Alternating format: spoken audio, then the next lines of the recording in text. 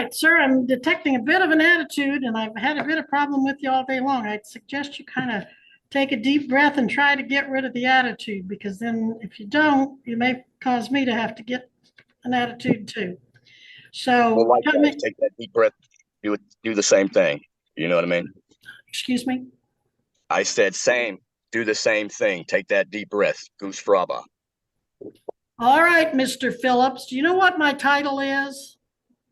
I do, but that doesn't give you the right to belittle me or anybody else in your court. You know, All right, you have a code of conduct. Okay, you have to follow. I am finding your conduct contemptuous because you're interfering and disrespecting the process and the court. You are hereby fined for direct contempt of court, $100 cash payable in 1 week to the clerk of the district court. And if I have any more problem with you, it's going to go up a little bit more. And if I have any more problem with you, you can go to jail over it. I know this is being recorded, so I would like a copy of this because I'm going to take this to an attorney. That's fine. $500 cash for direct court. And I am ordering you to surrender yourself by 2:30 today to the Butler County District Court. I cannot do that. Well, you're making me send a sheriff out to get you. You have been delaying the court the whole time. All right, I've given you my order. Disconnect him from the call. He better be here, or the sheriff will go out. I will not be there. You refuse to tell me your address? It is. All right, pause right there. This case explodes instantly, not because of the charges, but because of attitude. Judges deal with stress, chaos, and excuses every single day. Trial today, and Mr. Regier, I see, has subpoenaed Trooper Andrew Lieber, who has been with us since 1:30. Now then, Mr. Zolator, does your client still wish to exercise his right to a trial? No, Your Honor, we're requesting a continuance. And for what reason? We were just recently retained, I think, a few weeks ago. Well, this case originated with some kind of traffic stop, May 21st of 2024. The defendant had first appearance August 14th of 24. He appeared before Judge Rickey in custody September 11th, 24. He appeared before Judge Lee September 20th, 2024. Each time, this time he requested a continuance and the Chief Judge Rickey denied it. No, I'm sorry. Judge Lee denied it and set it for bench trial today before me. That was September 20th, the trial was set. The defendant told me back on August 14th he was hiring an attorney, which he has. And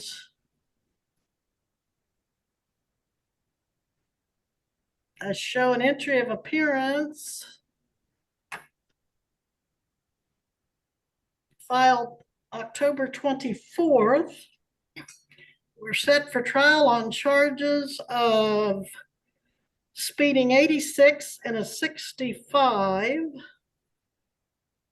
We are also set for trial. Let me look at the amended complaint filed August 1st, see if there's anything still remaining. Count 2, driving while suspended after a prior conviction, a Class A misdemeanor. Mr. Regier, your response? Your Honor, for the sole purpose of it, well, Your Honor, forgive me, Your Honor. I will, if I may, respectfully request 30 seconds. Granted. Thank you, Your Honor. Now, your response to the request for continuance, Mr. Regier.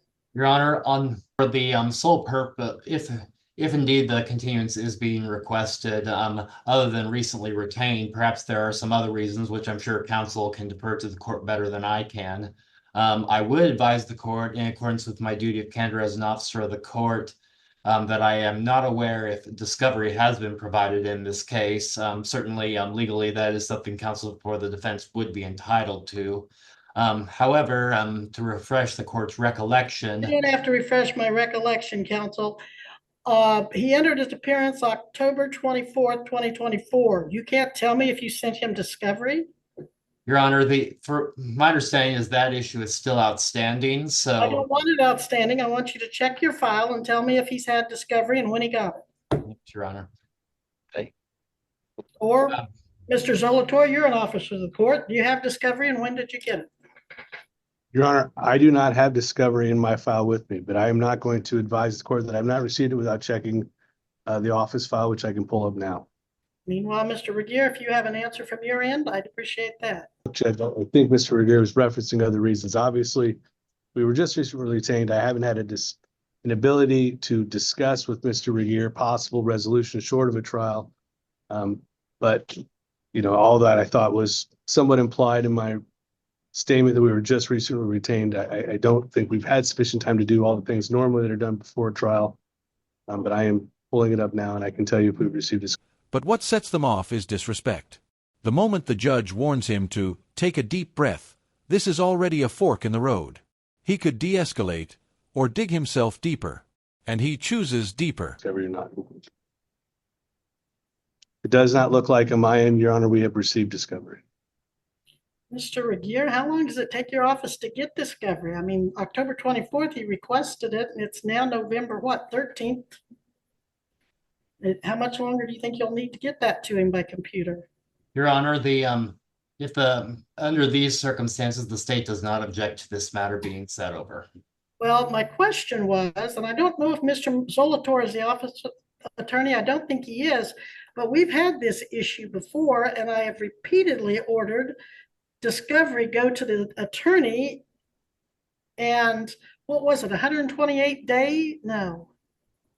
I can't remember the number of days that your office, even though I had ordered him multiple times to receive that, had still not sent him full discovery. I hope we're not going to get caught in another one of those situations where I order it and it's not done. And I'm concerned that now I'm hearing that after all this time, he hadn't even had it sent to him. So do you have any assurance better than what we've had in that other case that you'll send it to him, Mr. Regier?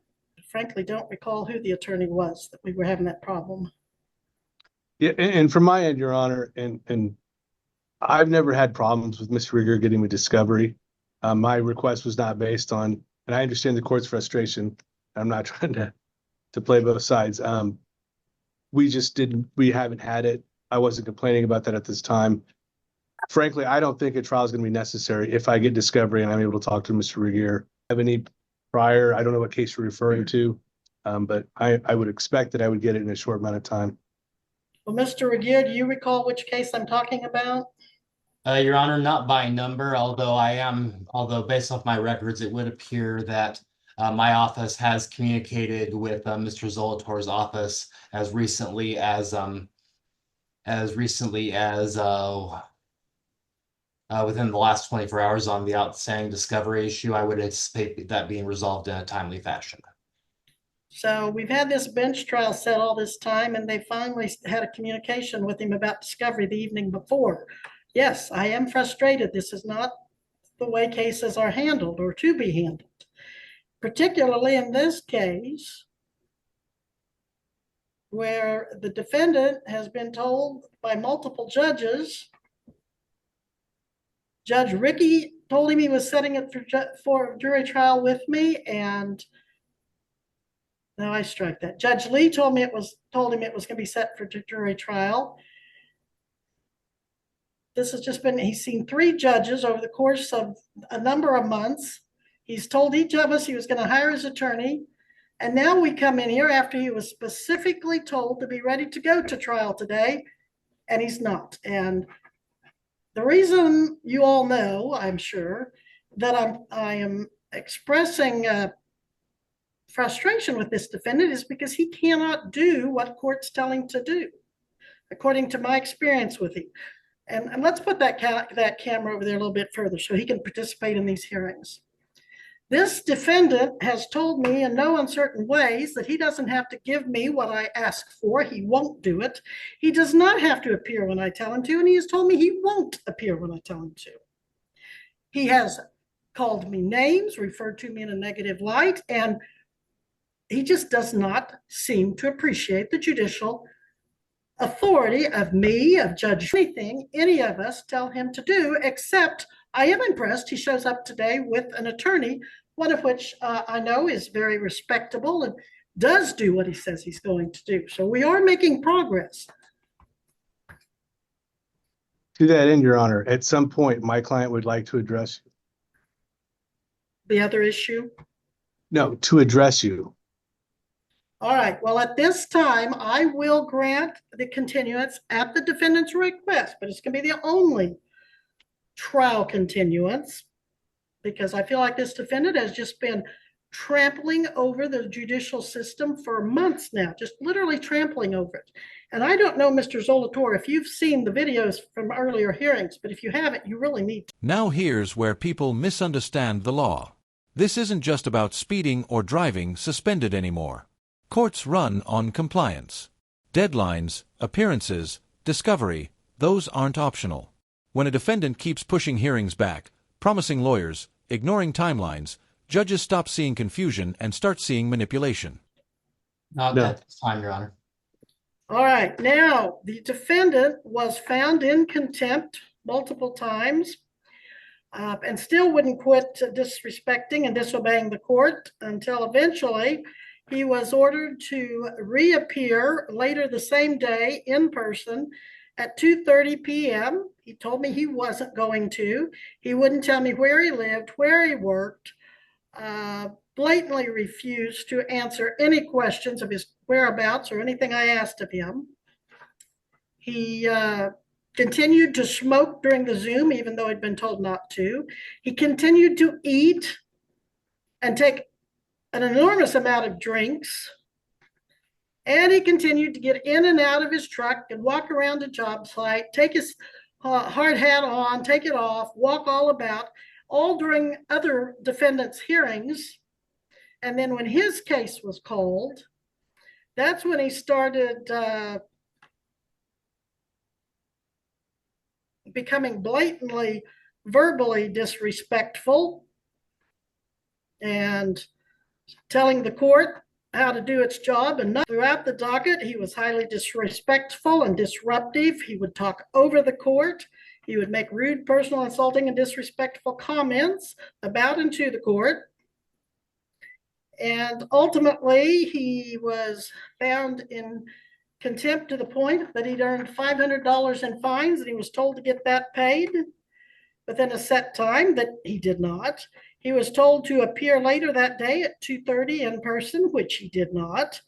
And then he saw Judge Rickey, Chief Judge David Rickey, on September 11th, and Judge Rickey found that he still had not paid the $500, and he gave him 1 week to get it paid. And in fact, he gave him an OR bond, which would have made it easier for him to pay the contempt within 1 week.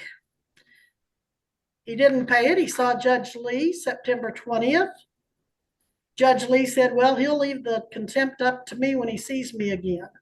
But he has totally disregarded court orders. So let's first deal with the consequences of his not paying, as multiple courts have ordered him to do. Then I want to address his direct contempt of not appearing when he was told to do later that day of August 14th.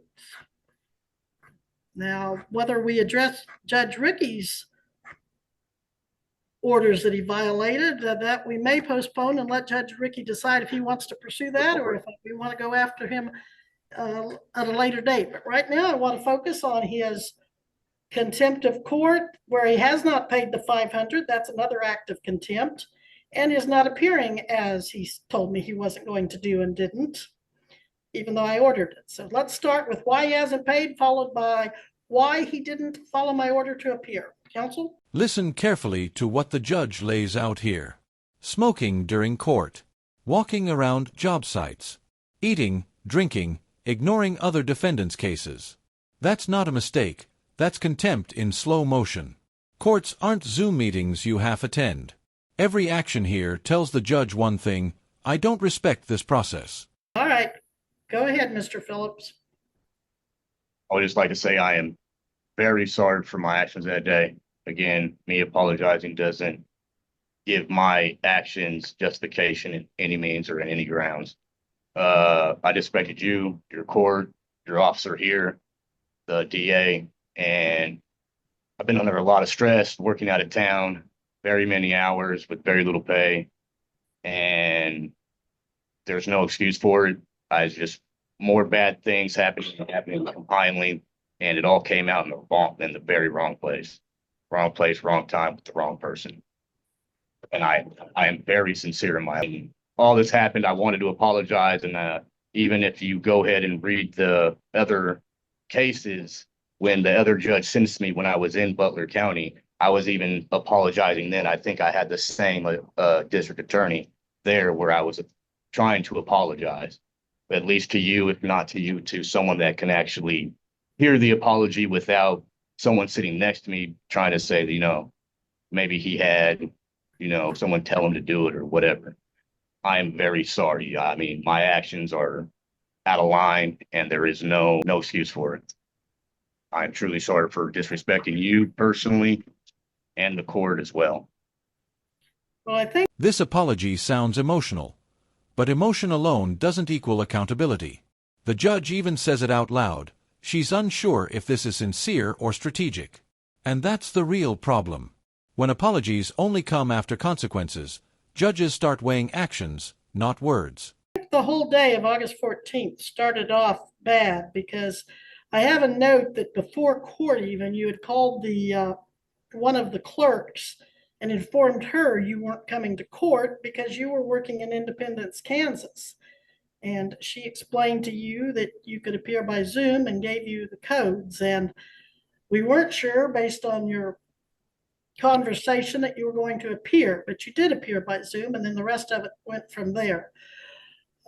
So why did you not bail strike? You still have not paid the $500, and no matter how sorry you are, your conduct was outrageous, and it's not going to be just excused. You've had since August 14th to pay that. You gave me the impression that you were a powerful employee of a well-to-do company and you were making good money, that you emphasized you were the supervisor. And you showed me by walking around that you did have a crew there. Now you're saying you're underpaid. Are you going to? Here's the hard truth. Misunderstanding court orders is one of the weakest defenses you can offer. Judges don't rule on what you thought. They rule on what they said. 3 judges told him to pay. Months passed. No payment. Confusion doesn't survive a paper trail. No, I was talking, if you can give me a second, Your Honor. All right.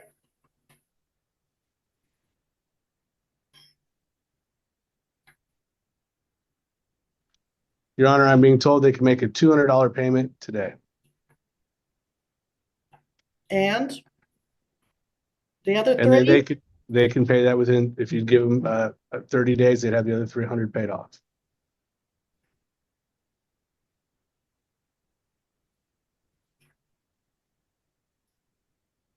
The time he spent in jail was for failing to appear at a designated court date. It doesn't address necessarily any subsequent contempt. I will allow him to pay the $200 today with the remaining 3 to be paid. What date did we give him? February? I'm not gonna give him that long. Within 30 days, he must have the 300 paid in full. That means it must be paid by December 13th, 2024, or I will find him in further contempt. And then I want to address his failure to follow my instructions to appear at the courthouse later that day. I will hold off on that issue until I see how he behaves from this day forward on this case and whether he pays as ordered. And this is the last one. He's going to be doing more contempt jail time if he doesn't get that paid as ordered in 30 days. Understood. Okay. This is mercy with a stopwatch. The court gives him one final chance. Pay now, pay the rest in 30 days, or the gloves come off. Jail isn't a threat here, it's a next step. This entire case is a lesson in how behavior, not just charges, can completely reshape your outcome. And if this case taught you anything about how quickly attitude can turn into jail time, make sure you like the video, subscribe to the channel, and we'll see you in the next one.